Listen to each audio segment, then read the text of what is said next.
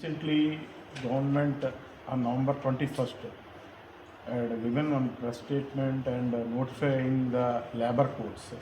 And the government is informing that it is very good to the workers in the country of India and particular to sales promotion employees also. Can you please inform about Yeah.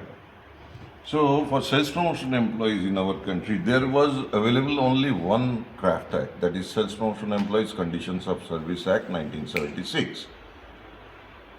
Through this introduction of 4 labor codes, that SP Act has been repealed.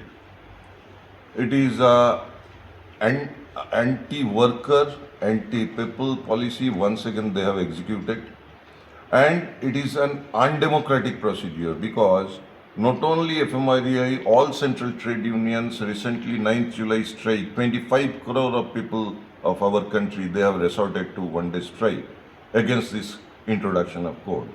So it is an undemocratic also.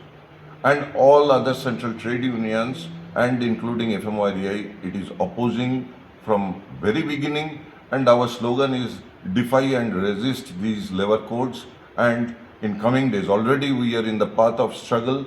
Our members are participating day in and day out in on 24th November onwards, and these programs will be on till the code has been rolled back and SP Act has been restored in its own position. That is the conclusion of FMREI Working Committee.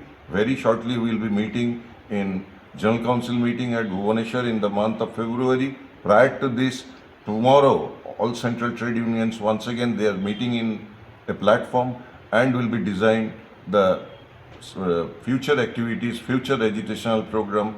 So jointly as well as independently, the members of FMREI will be participating in those agitations.